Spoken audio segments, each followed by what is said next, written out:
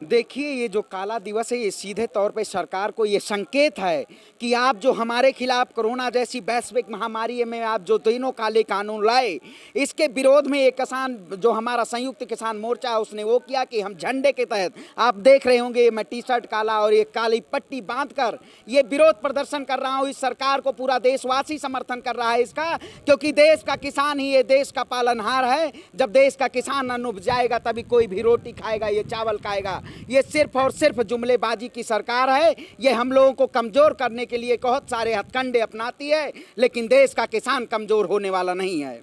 क्या आपको लगता है आज आपने काला दिवस मनाया है, काला दिवस के रूप में मनाया है, क्या वो पूरी तरह सक्सेस हुआ है पूरे देश में? देखिए, ये पूरी तरह सक्सेसफुल हुआ है। राहत इंदौरी जी का एक शेर है, तूफानों से आंख मिलाओ, तूफानों से आंख मिलाओ, सैलाबों पर वार करो, मछुआरों का साथ छोड़ो, तैर के नैया पार करो। तो ये देश का किसान है और देश का नौजवान है, ये सरकार को गिराने का काम करेगी। क्योंकि आपने कल अभी गुजरात पंचायत चुनाव में देखा होगा, इस सरकार को सशक्त मिली है क्योंकि 36 की 36 सीटों भारतीय जनता पार्टी हार चुकी है।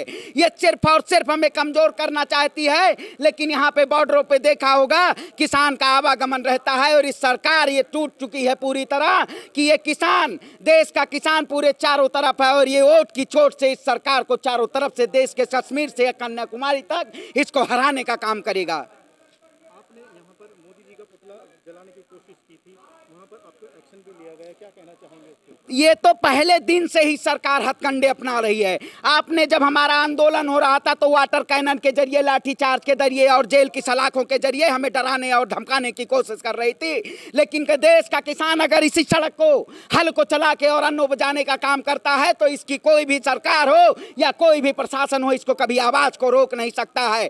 आज देश में युवा बेरोजगार है, देश में किसान बदहाल है, सच्चाई सड़क पे है, लेकिन दाढ़ी वाले संसद में बैठ के सेंट्रल विक्टा प्रोजेक्ट बना रहे हैं। ये सिर्फ और सिर्फ क्या है, ये जनता के लिए नहीं अपने स्वार्थ के लिए काम कर रही है ये सरकार। हरियाणा सरकार बार बार किसानों के ऊपर ये आरोप लगाती है कि जो हरियाणा में कोरोना फैला है वो किसानों की वजह से फैला है, क्योंकि वो काफ़ी दिनों से वहाँ पर बैठे हुए हैं और कोरोना प्रोटोकॉल का एक भी नियम का वो उल्लंघन कर रहे हैं, हर नियम का उल्लंघन कर रहे हैं। अब ब्लैक फंगस एक बात करते हैं, एक चिड़िया है जो हमारी ब्लैक फंगस बैठी हुई है। जब यही बंगाल में चुनाव होता है 5 राज्यों में, तब यही देश के प्रधानमंत्री हमारे जाके वो बिना मास्क के रैली करते हैं। उस वक्त वहां इनको जनता की भीड़ नहीं दिखाई देती है। जब उत्तर प्रदेश में त्रिस्तरीय पंचायत चुनाव होता है तो वहां जनता की भीड़ नहीं दिखाई देती है। अरे ये बौखला गई है सरकार। जब 2000 अभी जो पंचायत चुनाव इसमें भाजपा हार चुकी है, ये बौखलाई हुई है। तभी आप देखिए, भारत युवाओं का देश है, भारत एक कृषि प्रधान देश है, लेकिन इन प्रधानमंत्री नरेंद्र मोदी ने इस देश को वर्चुअल बना दिया है। वर्चुअल देखिए, आज वैक्सीन वर्चुअल लगाई जा रही है, सर्टिफिकेट आपने देखा होगा, वैक्सीन पे फोटो चिपकाई जा रही, चिपकी जा रही है। अभी तक डेथ सर्टिफिकेट बनना बंद हो गया है, क्योंकि उसमें भी केंद्र सरकार ये सोच रही है कि डेथ सर्टिफिकेट में भी नरेंद्र मोदी जी का फोटो लगाया जाए, क्योंकि प्रचार में कोई कमी ना हो। ये चुनाव जीवी लोग हैं, जुमला जीवी लोग हैं, झूठ और बेईमान के तहत ये सत्ता में आए हुए हैं। भारत का सबसे बड़ा लोकतंत्र ये धर्म के व्यापार के नाम आए हुए हैं, और इन पाखंडी लोगों को ये देश की जनता माफ नहीं करेगी, क्योंकि 7 साल में इन्होंने जनता को बदहाल कर दिया है। मान लीजिए अगर आने वाले कुछ टाइम में मोदी सरकार आपकी इन बातों को मान लेती है तो क्या पूरा समर्थन बीजेपी सरकार को होगा? एक चीज मानेगी, जब इसने 75 गलत काम किए हैं, कौन सा अच्छा काम किया है इसने? नोटबंदी की विफलता, जीएसटी से व्यापारी लोगों की विफलता, आप जितनी जीडी हुई, एसएससी हुई, यूपीसी हुए, सारे एग्जामिनेशन आप फॉर्म भर दीजिए, लेकिन एग्जाम की अपेक्षा मत कीजिए, क्योंकि इस सरकार में कोई वैकेंसी नहीं है। सबसे बड़ा घोटाला तो ये है शिक्षा के स्तर पे कि आज हम 100 रुपए का फॉर्म यूपीएससी का भर रहे हैं, लेकिन एग्जाम नहीं होता है। सबसे बड़े घोटालेबाजी सरकार है, इसको माफ नहीं किया जा सकता है। आप कहाँ से आए? मैं जिला मुरादाबाद से आया हूँ। क्या कहना चाहते हैं आज का काला दिवस के ऊपर? देखिए, आज का जो काला दिवस था, हमारा मनाने का मकसद ये था कि 7 साल जो है इस सरकार के पूरे हो चुके हैं और 6 महीने यहाँ पर किसान आंदोलन में बैठे हुए किसान भाइयों को हो चुके हैं। तो ये 7 साल के अंदर जो इन्होंने कार्यकाल किए थे, जो सन 2016 में ये नोटबंदी लाए, बैंकों के बाहर जो लाइन लगाई, लोग वहाँ पर सैकड़ों लोग जो उस लाइन में ख़त्म हुए। बैंक उस टाइम, उसके बाद में सन 2017 में ये जो है ये लेकर आए GST, उसमें जो है लोगों के कारोबार ठप हुए। उसके बाद में सन 2019 के अंदर ये काले कानून लेकर आए NRC CA, उसमें लोगों ने प्रदर्शन किया, सैकड़ों लोगों की वहां पर जान गई। उसके बाद जो इन्होंने लॉकडाउन अचानक से सन 2020 में लगाया, तो लोग जो 400-500 किलोमीटर दूर से अपने घरों से बाहर जो अपने बच्चों के लिए कमाने आए हुए थे, वो रोड पर प्यासे भूखे चल चलकर, पैदल चल चलकर सैकड़ों लोग उसमें मारे गए।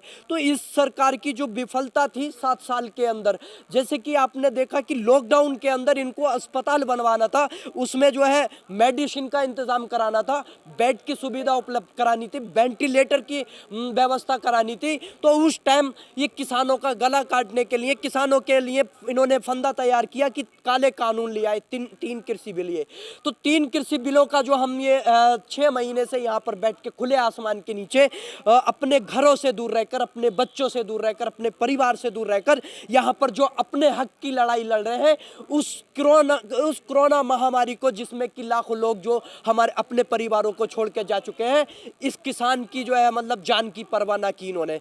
इस टाइम भी ये अपनी तानाशाही रवैये से इस किसान आंदोलन को जो है बदनाम करने का हर तरह से, आप जैसे आपने कहा अभी काला जो सुबह जो काला हम जो है इनका पुतला फूंक रहे थे सरकार का, और वहां पर जो पुलिस जाती है, प्रशासन जो है पूरा प्रयास करती है कि पुतला छीन लिया जाए, नहीं दहन करने, लेकिन किसान वो ताकत है कि वो उसने जो है पूरी तरीके से अपना जो है काम किया, पुतला दहन किया। और आज का ये 26 मई का जो काला दिवस हमने मनाया है, पूरे भारत के अंदर ये संदेश देता है कि किसान तब तक घर नहीं जाएगा जब तक काले कानून वापसी नहीं होंगे, जब तक काले कानून वापसी नहीं, घर वापसी नहीं, और इसी तरह से आंदोलन आगे बढ़ता रहेगा पूरी तरीके से। किसान आंदोलन को 6 महीने हो चुके हैं।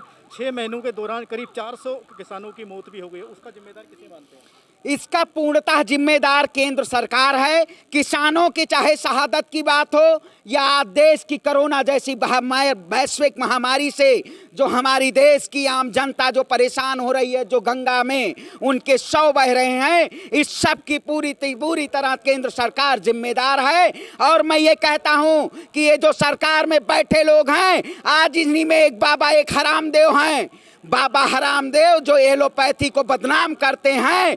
ये जब एलोपैथी के वही स्वदेशी वैक्सीन जो भारतीय जनता पार्टी कहती है, जब इसका विरोध करते हैं वो, तब ये उनको जेल के सलाखों के बीच नहीं भेजते हैं। लेकिन आज देश की अगर एक आम जनता और देश का अगर युवा अगर आज इस सरकार से सवाल पूछता है, तो उसके ऊपर लाठी, डंडे और जेल भेजने का काम किया जाता है। तो हम सर कटवाना पसंद करेंगे, लेकिन देश में ऐसे कृषि कानून को लागू होना नहीं पसंद करेंगे।